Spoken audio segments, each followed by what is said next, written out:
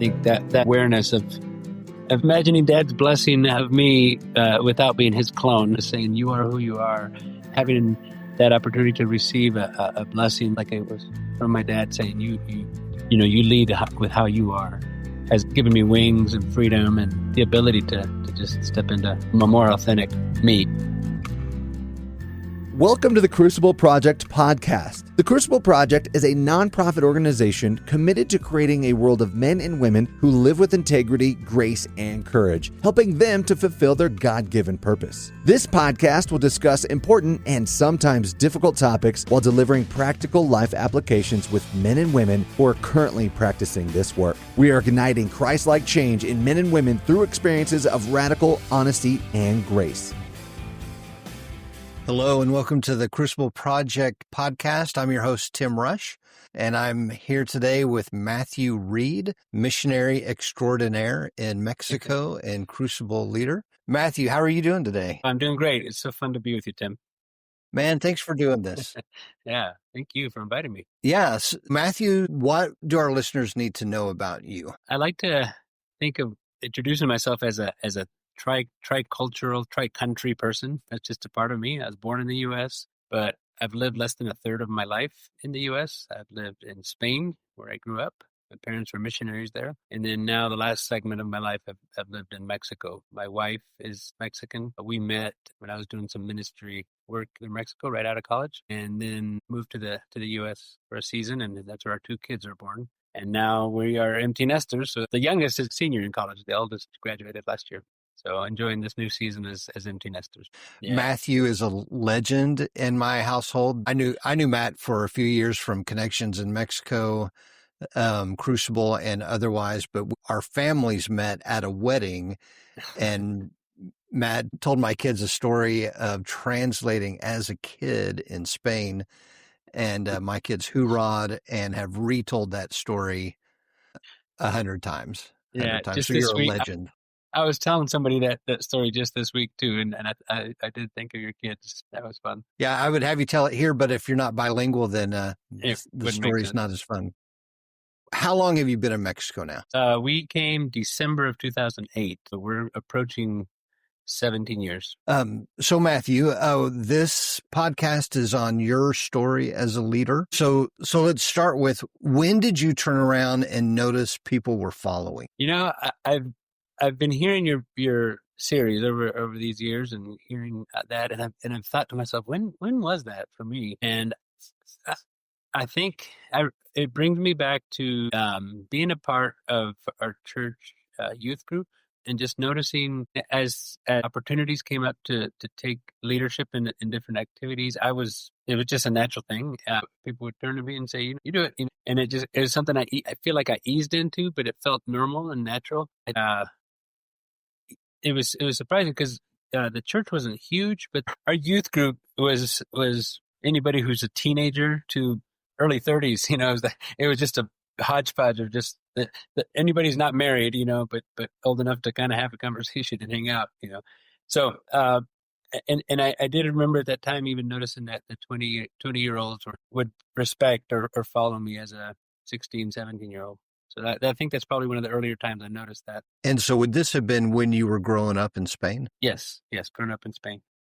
So already in a bicultural, bilingual setting. Right. So at that time, when you started realizing people were asking you for more, asking you for your leadership, what was something from the very beginning that you feel confident you were doing this? My mind goes to my role model. My dad was such a hero and such a role model to me, and he was a natural leader, and I physically look like him. Manners, my hand expression, the way I phrase my words and all, and I think maybe that was probably a safe place for me to step out as a leader, where Dad was leading and loved and appreciated as leader, and I just said, well, I'll just do as he does, and in a way, I think it wasn't even something I thought consciously. I just imitated him, and I kind of grew into that, and that was, I mean, you're asking about those early parts. That's kind of how it happened at first. I think later, as I've grown, I've realized I have my own unique, different ways of leading, different from dad, but that's how it all started. So when you first started stepping out in leadership, do you feel like you were somewhat borrowing from his social capital? That's a great way to put it. I think so. I've never thought of this as leadership so much, but let me just mention it. And so early on, everybody in the context that I was in Spain, all the churches, most of the churches I knew would have their worship, and people like to learn how to play the guitar. And in Spain, a guitar is an important instrument. So I learned how to play the guitar, but then I realized, no, not many people play bass guitar. And I'm like, I want to learn that. I did, and so I got invited to play in Madrid at some pretty large events, and as a 15-year-old, I was a part of the worship team. All the other people were 18, 19 or 20s, 30s. And I was a little tag along with, because I could play bass, and they got me involved and exposed. And I think I am an extrovert and love to be in new contexts, new crowds, new people. I engage with new people. I guess put me in a position to know and network more in Madrid. And so I would tell our youth group, hey, let's get together with this church, or let's do this activity, or let's do this. And that was one of the ways that I was just engaging and bringing people together. So you invested in some specific talents. Yeah. And because of that, just a natural connector of people. Yeah. So when you look back on that time, do you see something that you specifically had to grow in? Yeah. The biggest life-changing event in my life happened when I was 20. I had left Spain and was attending college in the U.S. And my sophomore year, finals week before Christmas, my dad passed away. He had a heart attack and he passed away. So that reshaped a lot of, from then to present, just that hole he left, and the grief, the loss. And yeah, I don't know if I even was aware at the time of a lot of my frustration that I realized as I led was that I couldn't do it like my dad. And it's just like I kept trying, and he was such a good example, and he did it well, and I just kept trying. That's fascinating to me that your leadership journey started, and the story I'm telling myself was that it was really beneficial that you had your dad to follow and model after. And in the beginning phases of leadership, that was really important. But for you to mature as a leader, that wasn't sufficient. That wasn't enough. Yeah. And since we're on the Crucible podcast, I was 40 years old when I went to my initial weekend, 11 years ago. But that weekend started peeling off some layers that I just for 20 years hadn't even realized about how I was really almost had designed my life to be more of a follower, to lead by default, but to find others who I could get right behind and not be up front. I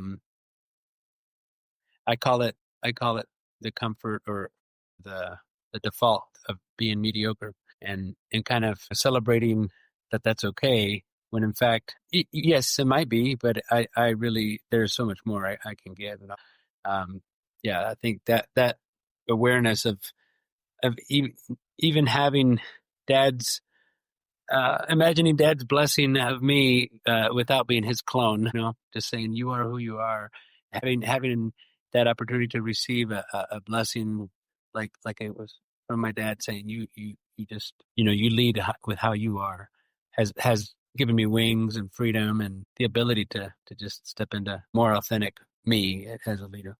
Was there something about staying safe that was keeping you looking for the follower position? I think so. Yeah. One of the big fears I had when time came to start looking about what do I do now that I'm out of college, and where do I go? Going to Spain came through as an option, and that was always in my mind. There was a big fear of, no, dad left a big legacy. Those shoes are too big to fill. Everybody's going to be comparing me. I didn't want that. And so I think there it was just a more natural thing to say. I don't see it as I abdicated all leadership. More like, you know what, I'm going to stay in middle management. I'm just never going to go up the ranks. That kind of thing. I'll lead a certain pocket of things or this or that, but I'm never going to step up and be willing to to be at the forefront of something. So when you started stepping into more leadership, what were the steps that you feel like, man, this is my growth edge? Yeah. My leadership growth story within Crucible was interesting. One of the things I've noticed about leadership within the Crucible Project is there's a very much of a shared leadership. It's never centered around one person. Normally it's a group of people, and somebody might have the final say on something, but there really is a desire to have a common. And I really was drawn to that because I could be a part of that and add. But I never intentionally said, "Hey, I want to grow and I want to be one of the leaders here." I started just doing things that I could do well, serving in different roles and helping out and being present and available. And before I knew it, I was just a part of the circles and started getting exposure and experience to other seasoned leaders. And eventually, I realized, oh yeah, I guess I've taken some steps on this path. I'm moving towards becoming a certified leader. Like, what is, so to answer your question, what is an area that I need to grow in more? I think one of the leaders have many qualities, and of course, to me, being inspiring, being able to get your hands dirty and do the work and serving, all those things probably were the natural things that I could do well as a leader.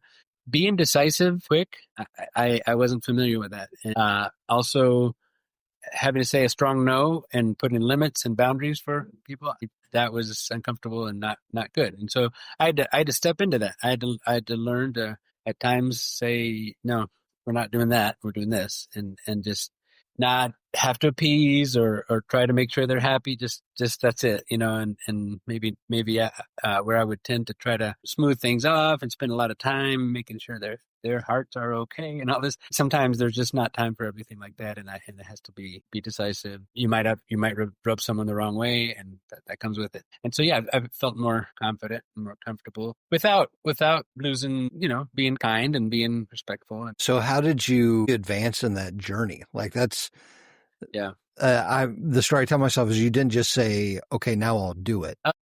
I think there were moments where it's like, okay, now I got to do it, and I just realized, it's not that bad if I'm not everybody's favorite person. I think for much of my life, I really think I designed my life to never have an enemy.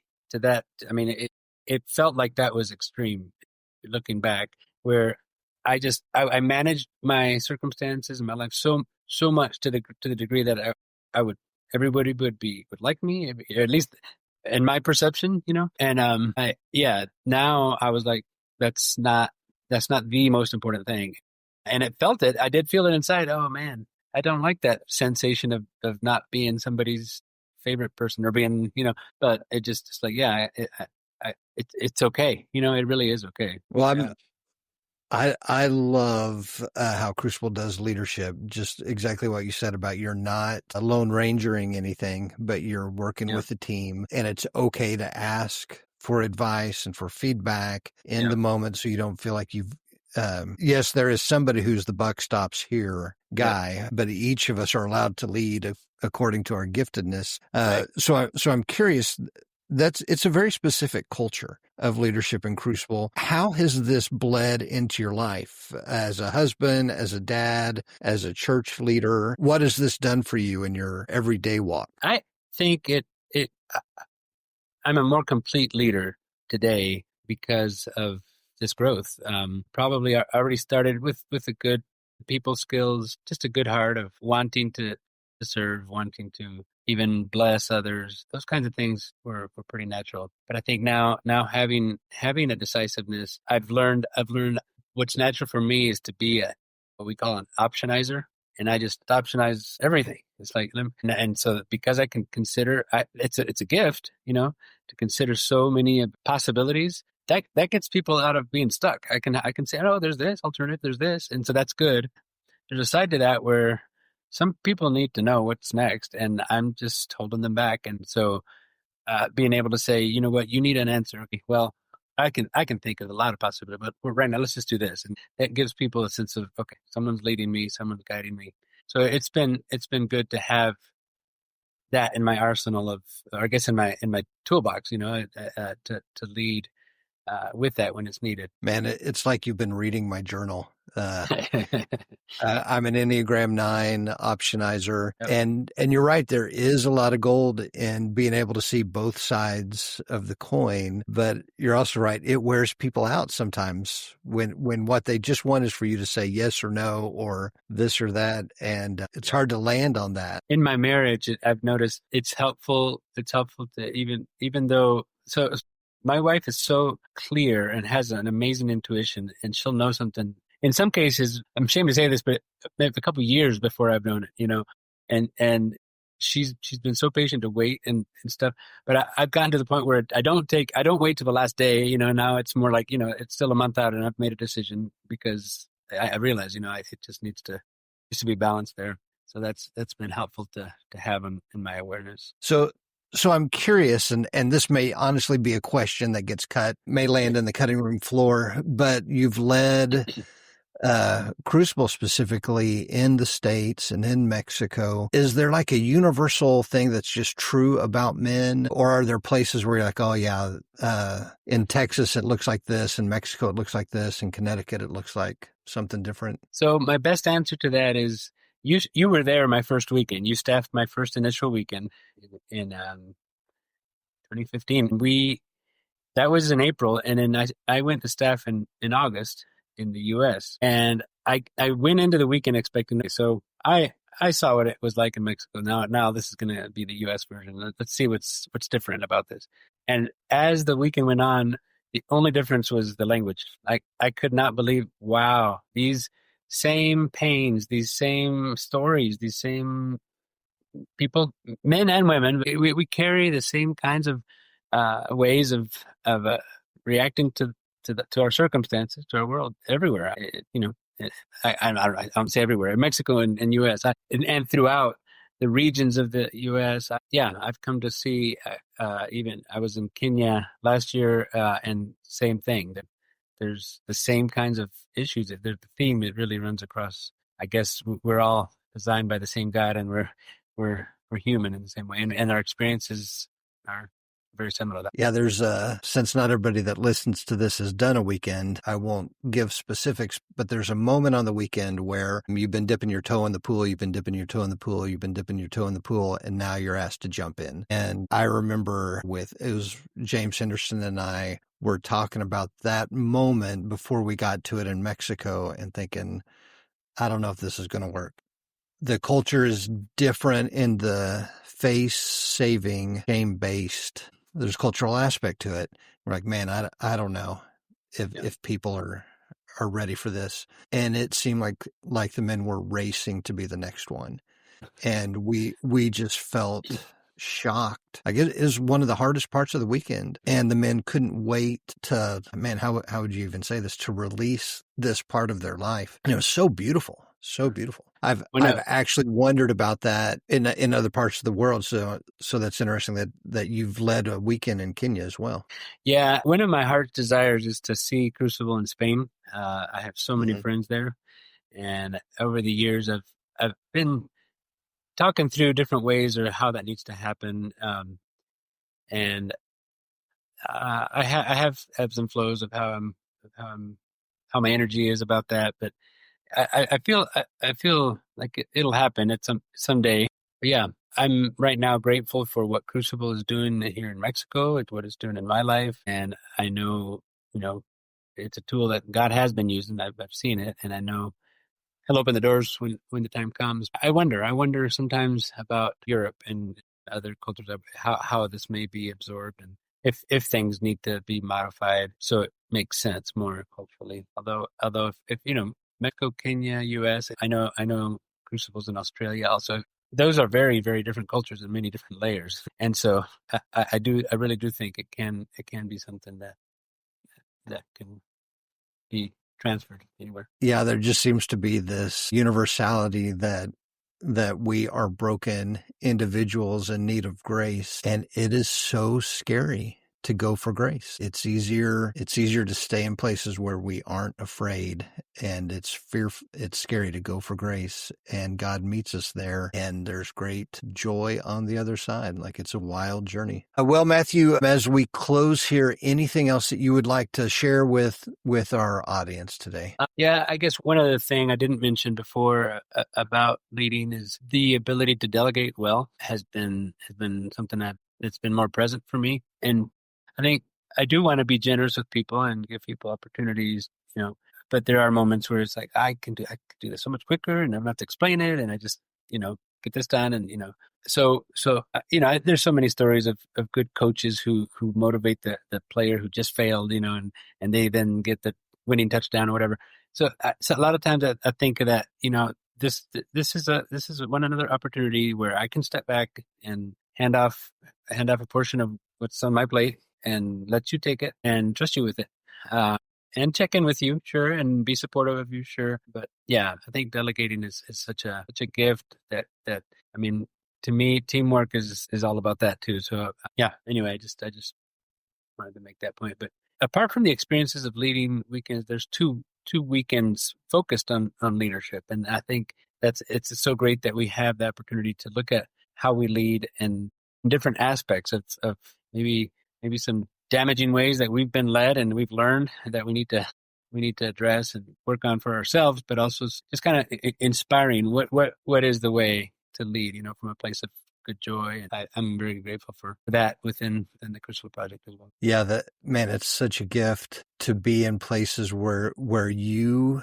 can look at the dark side of your own leadership and know, by this point in your journey, you've done enough things with Crucible men that they'll still love me. Like they'll still respect me. They'll still gather around me, and so I can go for it, and I can say, yeah, this is my dark side. Because if you can't share those things, they will just haunt you. But if you can say them out loud, you can find some grace. Well, thank you, Matthew, for joining us today. I just love you, man. I love when I get to be around you. You bring a sense of stability and strength to the team, whatever team you're a part of. Yeah, so it's a joy to be around, to the point that when my son went to Crucible in Mexico, it gave me peace knowing that you were going to be a part of his weekend. So thank you, Matthew. Yeah, well, I feel the same about you, Tim. It's been just great. I did know you before you staffed my first weekend, but I just think seeing you over the years has been a joy for me as well. So thank you. Well, thank you for being a part of this today, Matthew. To our listeners, we hope that unpacking our stories helps you get another perspective of your own. So if there's something that you hear today that blesses you, watch for it with the people around you, and maybe this story can be shared with others. God bless you guys, and we'll talk to you soon. For more information about our weekends, please go to thecrucibleproject.org. Or if you're ready to get started on your transformational journey right now, you can connect with one of our Crucible certified coaches for a free 30-minute session at thecrucibleproject.org/coaching. That's thecrucibleproject.org/coaching. If you like what you heard, connect with us on Facebook, Instagram, and Twitter. Rate and review wherever you are listening, and don't forget to subscribe on your preferred podcast platform. Thank you for listening.